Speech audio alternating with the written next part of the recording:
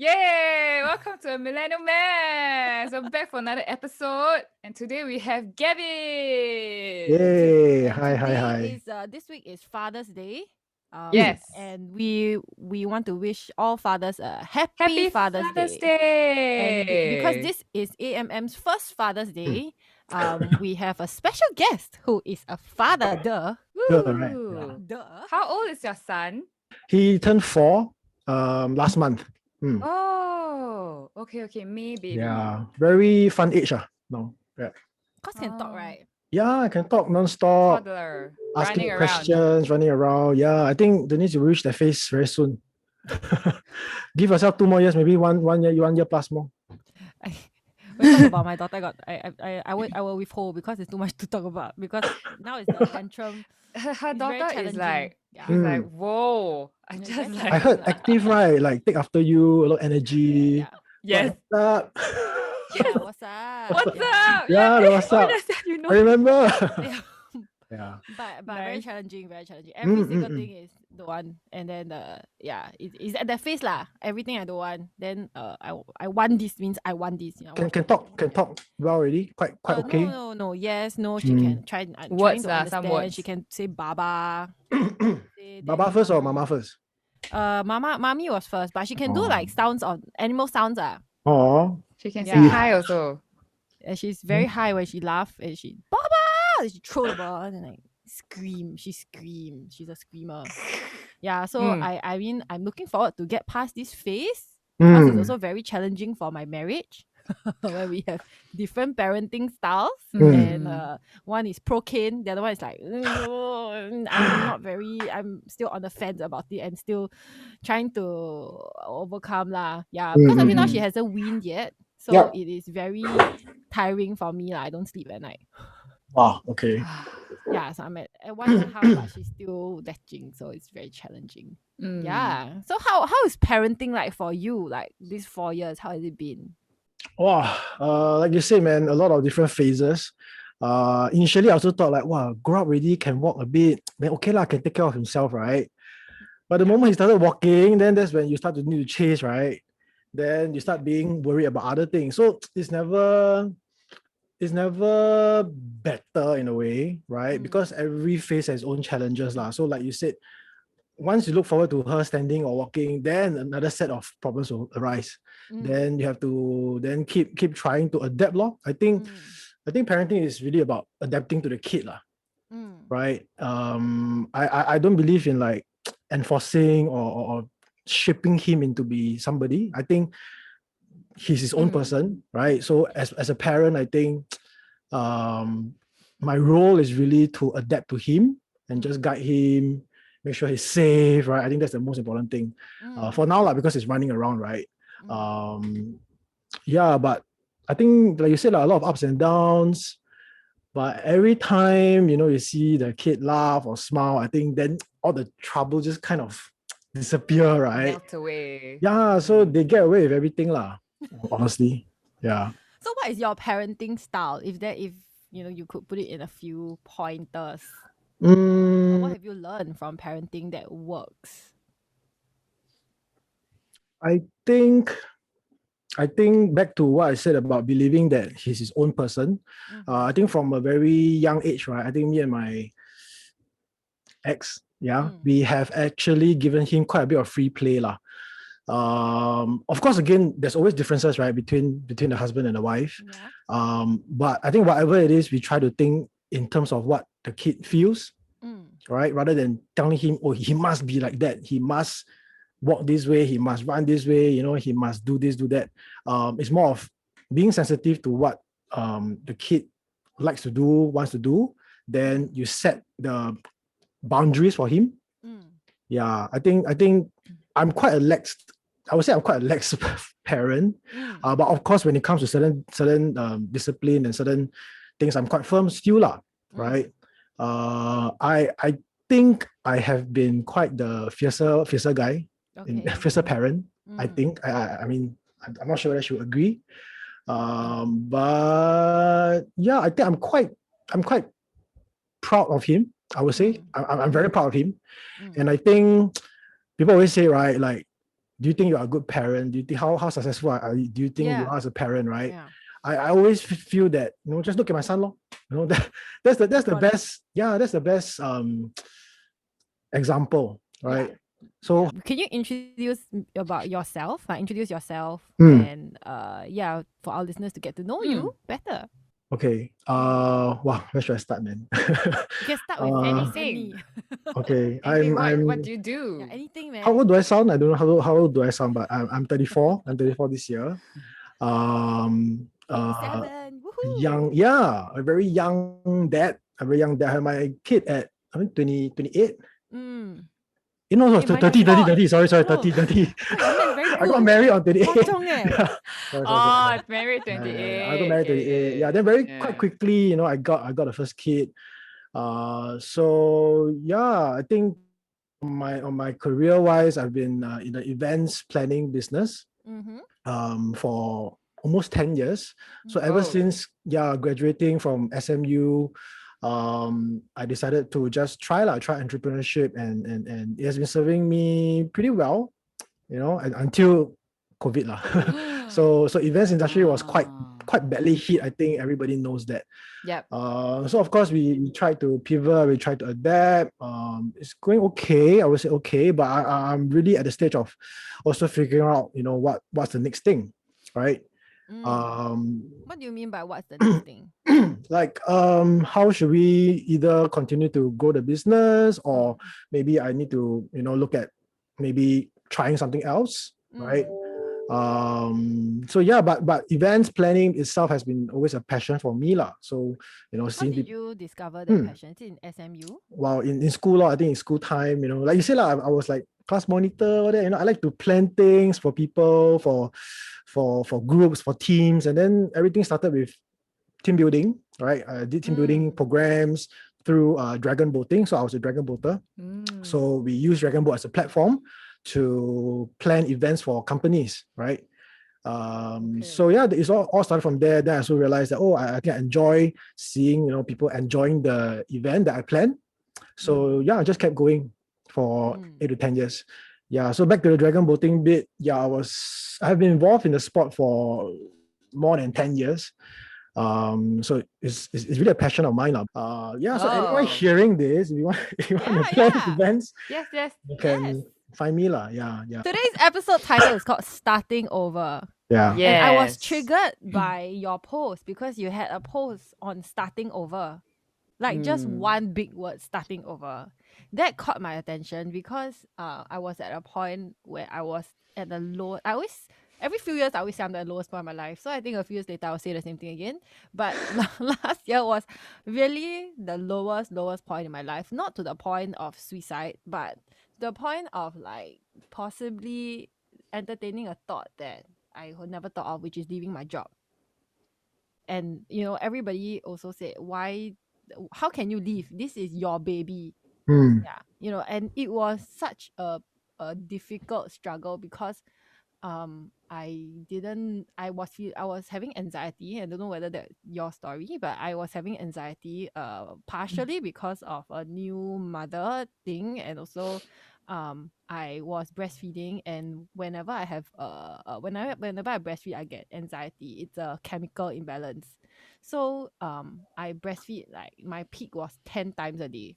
So 10 times a day I would feel like depressed, super depressed, and then in between the 2 hours I will like have to pick myself back up again to be normal, and then it will drop again. So if that everyday cycle went crazy, and then work was very stressful. So when you I heard a lot of podcasts, and I went to listen to a lot of things about starting over. A lot of things just like came to me. It's like the universe like speaking to me, like start over, you can do this. Sometimes like that, like when you are thinking about something, right, suddenly you realize that everyone is talking about it, that kind of thing. Or Facebook, suddenly everyone different posts.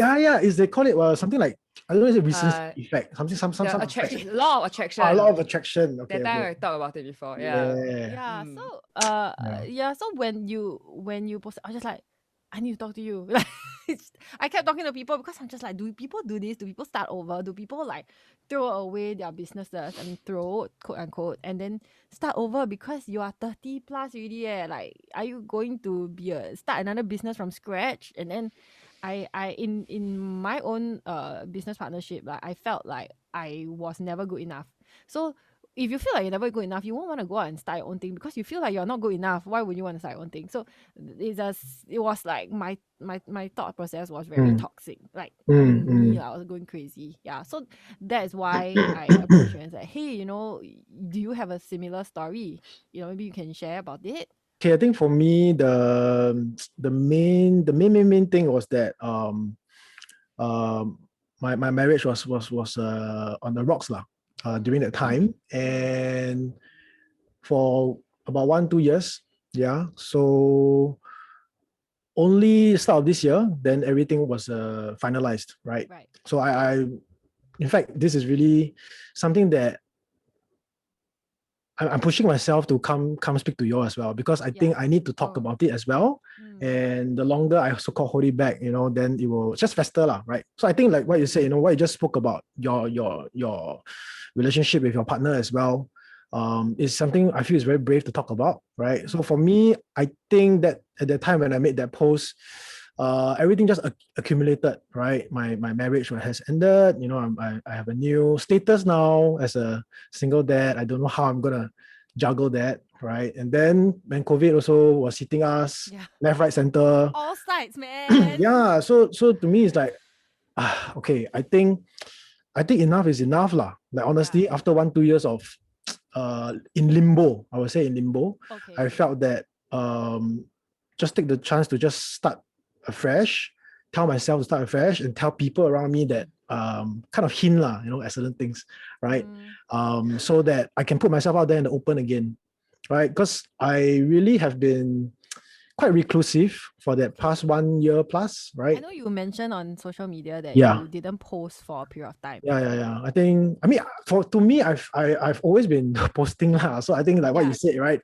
So of course, some people will think, oh, why you post so much? Some people will say, oh, I mean, people will say everything, right? You post, people say you don't post. People also like, hey, why never post? Correct.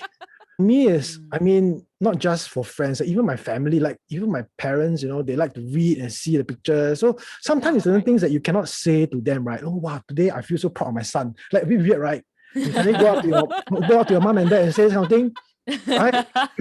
Mama, so 你的 fruits of 我的 loin 你看他这么棒，对吗？我教的这么好，对吗？ Like you cannot directly say this kind of thing. Are you proud of me? Yeah, so for me, it really was an avenue, right? It was an avenue for me to just share. I've been blogging also. Yeah, since secondary school, I blog. But I don't know where already lah. What something.blogspot.com. Right? Yeah. I close already lah. Then close already. Oh my gosh, yeah. Yeah, so I like to do that, right? So yeah, I think at that point it's like I just write and then I just post. Okay, whatever the feedback or however people want to see it, just let it be long. Then I think after that, then I felt like, hey, I'm kind of no longer in the dark already, right?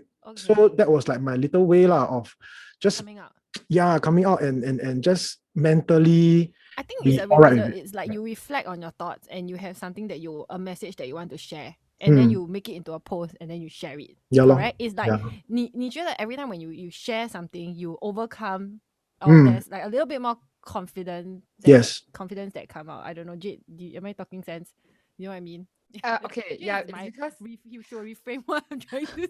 No, I'm just why I'm listening. Yeah, lah, because like when let's say you're processing through something, right? Yeah. And then when you post and then you get okay, if you get a response or you doesn't matter. But because you already processed it and it's out there, then I don't know, sometimes even if you post it, you may be still processing. Right, but it's because through the action, then okay, it will help you maybe take another step. Yeah, like you said, it's just one step. Towards going out, right? It's not like I'm totally recovered or something like that. No, right? Like start over means 100%. Like I can never take 2 steps back. Right. So that was exactly also how things kind of happened, you know, after that post and then months down the road.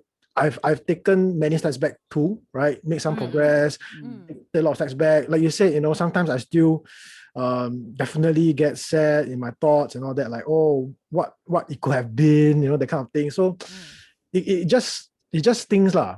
It just stings you. But really, I think after feeling like, okay, I'm more out there now, I can talk to people more easily. I can start, being not so ashamed. I think there's a lot of shame when it comes to certain things lah, right?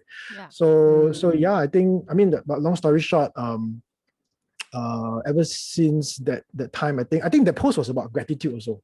Yes. Right. So I think what also triggered me to post was that I saw this quote that says, when the struggle ends, when the gratitude begins.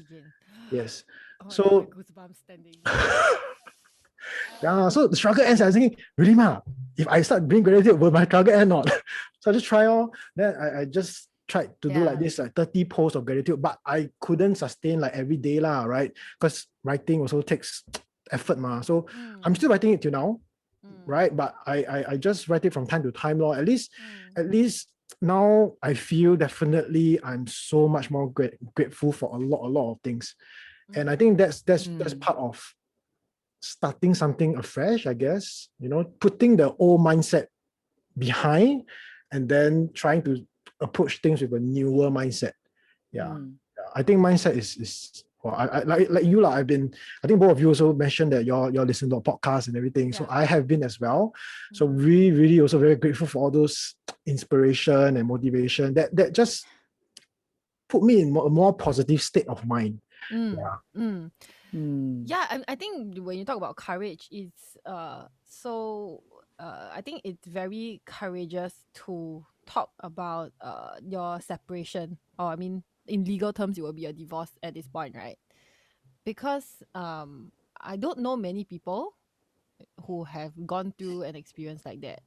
So I guess what I wanted to ask is, has this decision made you, or your ex, I don't know if you're probably still, because you're co-parenting, right? So you would also know how she's doing, in a sense, like, has it made you guys better people? Are you all in a better place at this point? I mean, I would plainly say that we are at a better place than we were like 2 years ago, 3 years ago. Yeah. I think as a person, as the things that we need to think about, right? Now compared to 2-3 years ago, definitely we are in a better state, right? I mean, it was tense. I mean, every separation and divorce would probably go through this, right? I mean, nobody will say like, oh, tomorrow I want a divorce. Then the other person says, okay, you seldom have that, right? But now at this juncture, after going through whatever that we have both gone through, I truly feel that we are both at a more happy stage, right? Of course, like I said, sometimes you still think about all the what ifs, all the ways, right? You always hear people say, right? No one gets married to divorce, right? No one does that, right? I guess my point is, sometimes we don't see how our decisions will make us or rather, I think I have to be very careful when I say this. I think there's no right or wrong decision in life. And if we have thought about something for a period of time, and we feel that is the right decision to make at that point of time, then we think and thinking about still staying still being stuck in that state is really is very depressing, or causes anxiety. Then we do need to then take a step forward in whatever direction to kind of see where it goes first, and then who knows what will happen in future. We cannot tell. Nobody can tell what will happen in future. But we know, like, at the point of time, if we don't move, like, we just cannot stay. We need to move. Yeah. So I think only in hindsight, when we look back, everything is in hindsight. Yeah, right. Then we're like, oh, okay, now I can breathe, and I think that I'm in a better place. Then we will know. We will not know it at that point of time. Which is why I think having all these like podcasts or listening to other people's stories, I think it really helps, because then it gives you a glimpse of what things could look like, right? Because it's other people's lives, but they are maybe 10 steps ahead of you, right? Then you can kind of live in their story a little bit and just try to picture what it could be like for you lah. I think that's what I did. So in fact, for when I started to walk a lot, run a lot, I listen to quite a lot of divorced dads podcasts. Yeah, on Spotify. I mean, if you just search on it, right, there's actually a lot. A lot. But for me, at one point I felt like, why isn't there any Asian talking about it? Like, I just want to hear some Asian voice, like really. But you don't have it, I had a mind to do that, but that's why you mentioned you wanted to start a podcast, right? Yeah, but to me is I'm still not 100% firm on the belief that the stigma is can be broken. I'm not confident of that. So to me, it's like, if you cannot, then why go and bother, right? But I think maybe a lot of people are thinking that way, and maybe the market is really like, all the Angmos are talking about it, all the Westerners are talking about it. So just listen to them, can already. But I was really craving to find some Asian perspective, right? Because we got our own set of stigma. For them, it's like they got own problems also. One big problem is distance, right? So I found out, like, in those stories, they have to travel 1 day, 2 days to go and see their kids. I think that's Right. to me, when I hear this kind of thing, my heart just sinks, because I cannot imagine, going a few days not seeing him. Right. So yeah, I bet it was hard to explain to him. How did he take it? Like, did he understand? I think fortunately, or what, he's still very young, so he doesn't really quite understand. But he does know. He does know, like, there is two house, and then last time that he used to stay here, but now that he don't. Then, like, sometimes he'll ask why. Okay. But we just kind of just give him quite generic answers. Like, I think he won't understand anyway, right? So so he accepted and then he got used to it. Like, okay, I mean, sometimes as kids, it could even be sometimes, I won't say all the time. Sometimes quite a fun thing, like, I go here, I go there, I go here, go there, and celebrate birthday 2 times and 3 times, kind of thing, right? I mean, this is how we want to try and see it positively, Of course, definitely, the separation is never good for our kids, I would think so. But of course, then you also hear of people saying, like, parents staying together for the sake of the kid. It's also not healthy, right? So there's always these two sides to the coin, So to me, to my ex, I think we try to still think quite positively. Then, when things happen, when he does really question deeper, then we try to figure out an answer together, that was actually my next question. I also wanted to ask, like, if he grows up a bit older, then he start to ask, like, why you're not staying together? Then you already said the answer. You will discuss and then you give him the answer. I think now we really kind of mentioned to him. I think we said things like, we were married, but now we're not married. So okay. Something like that. Yeah. Then you ask, what's married? What's not married? Yeah, so he still don't understand. Yeah. What's husband? What's wife? Yeah, so he's asking about, how did I come about? What do you want to and the bees? Not yet. 9 years old. I think around 8 or 9 years old. They were asking. Yeah.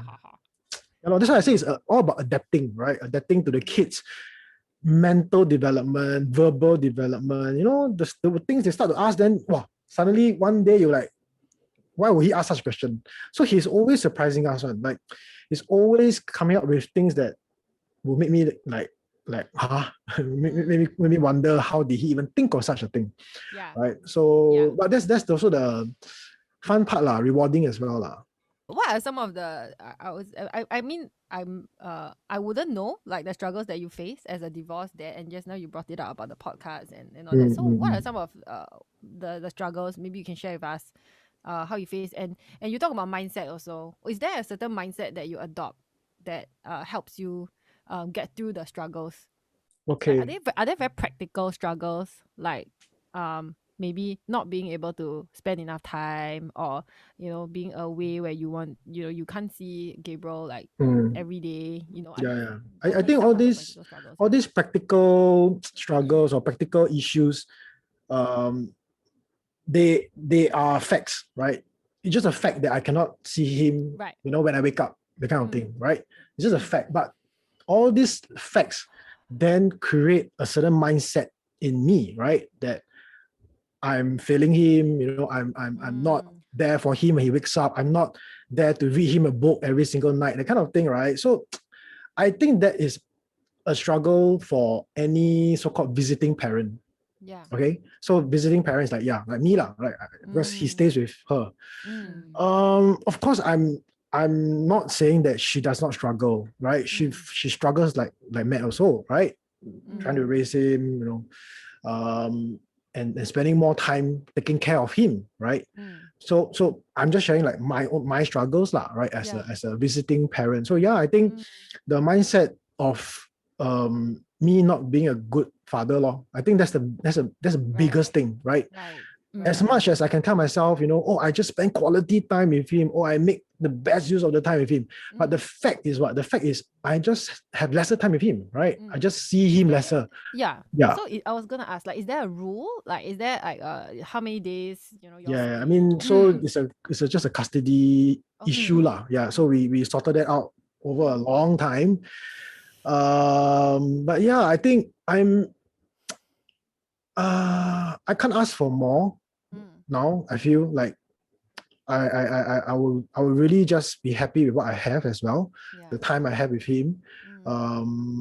Because if I ask for more, then you want me liao, that kind of thing, right?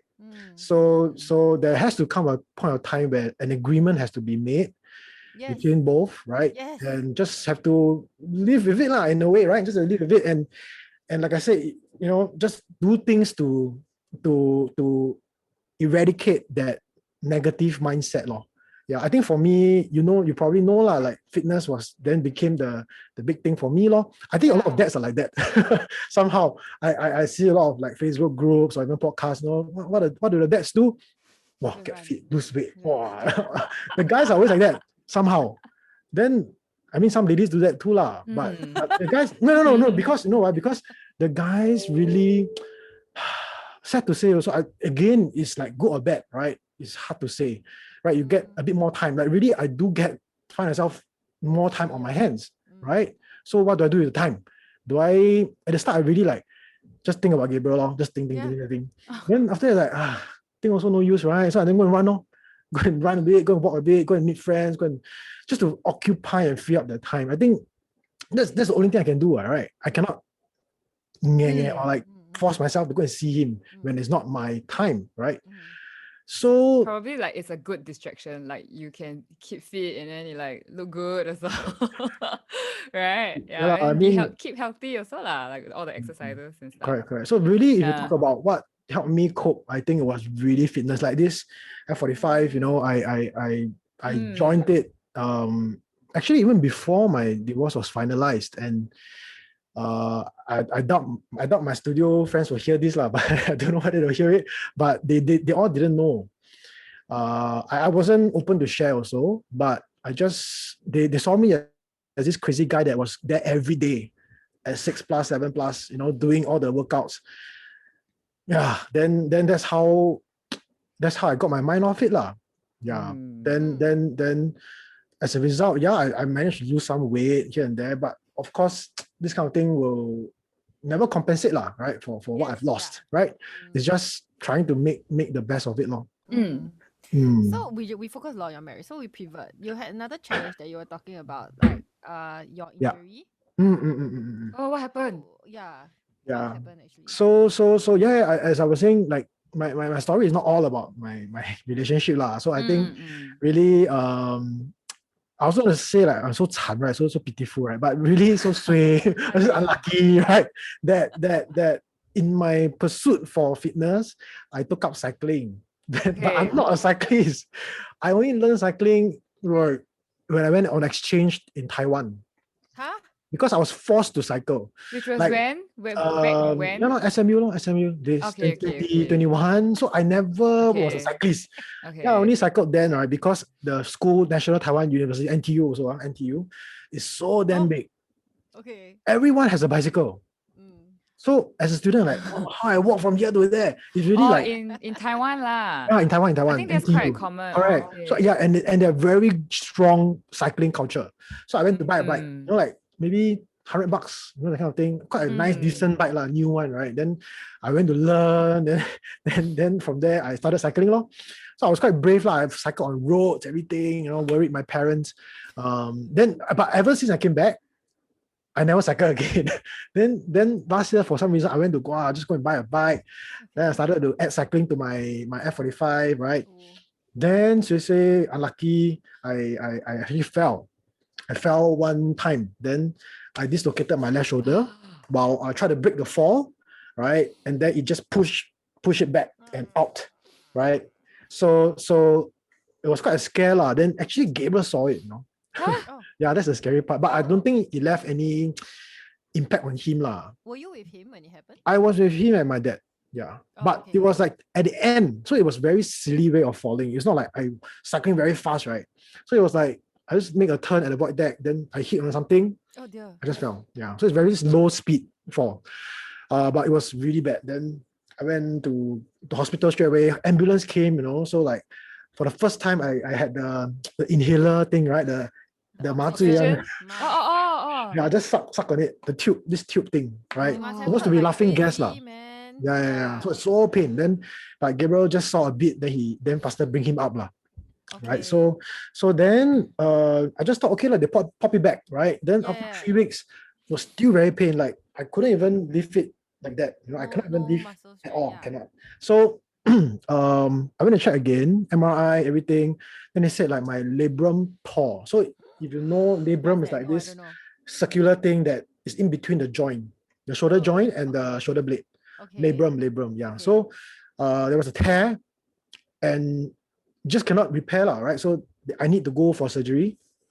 They put 4 screws in, everything. Then I just all my F45 and all my runs just kind of went down the drain lah.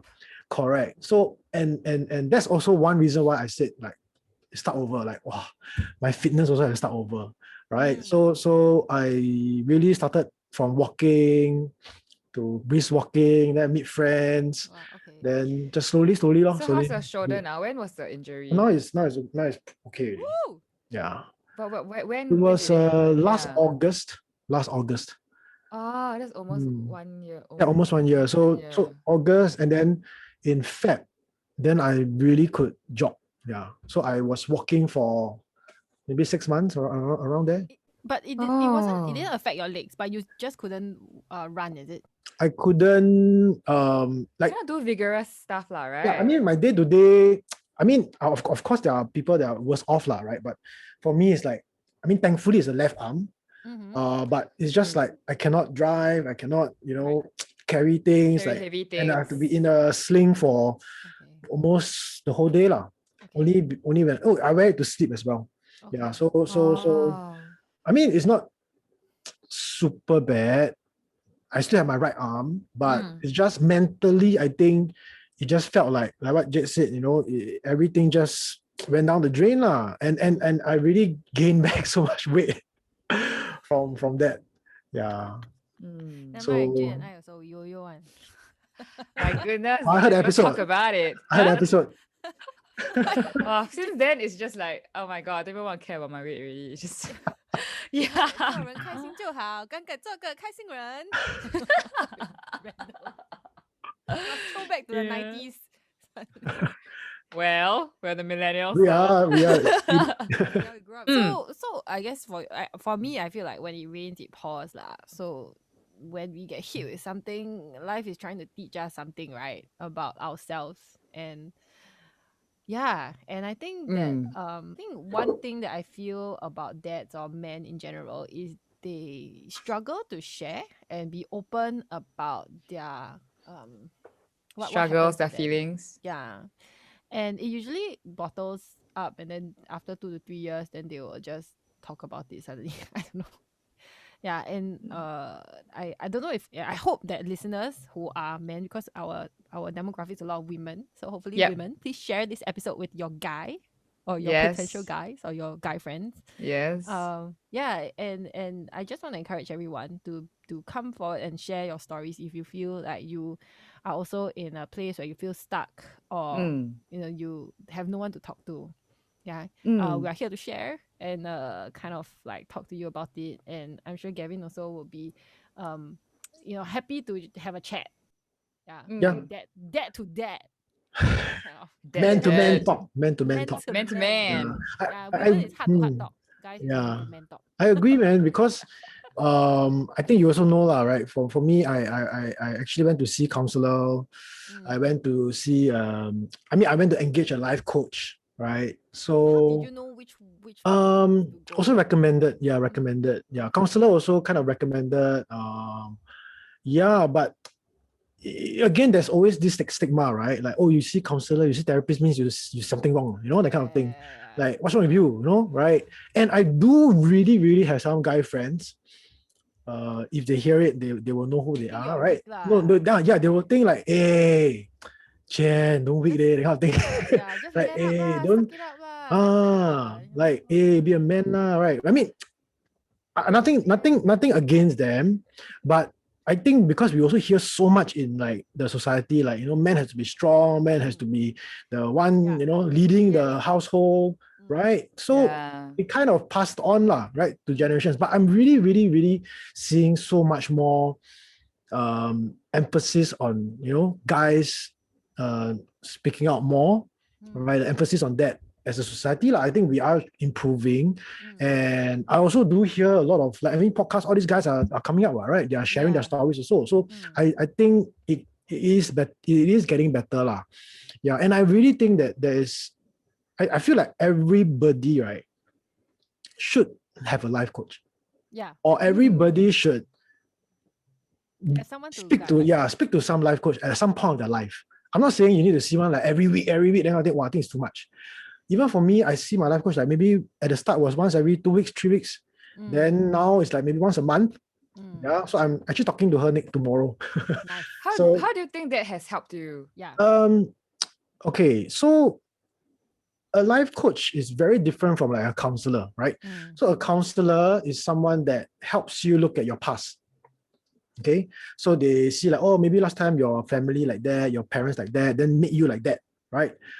Whereas a life coach is more of forward-looking, right? They are the ones to help you see, okay, now you're at A, right?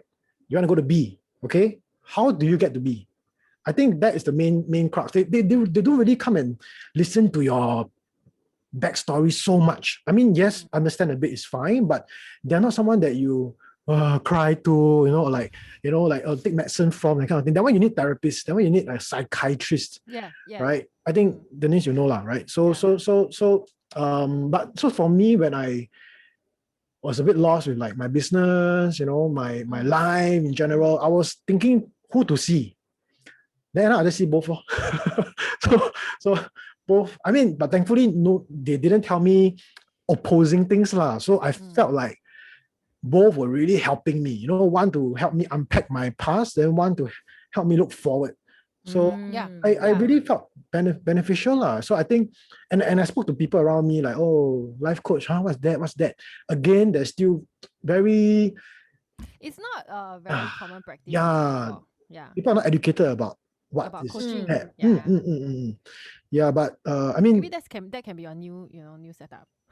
actually, I am in the midst of thinking about that. Like, because I think it inspires me as well to see that a life coach can impact me in that way, and I feel like I have a affinity for it a little bit. So maybe I can grow that. Because you can empathize with people, so you can put yourself in their shoes.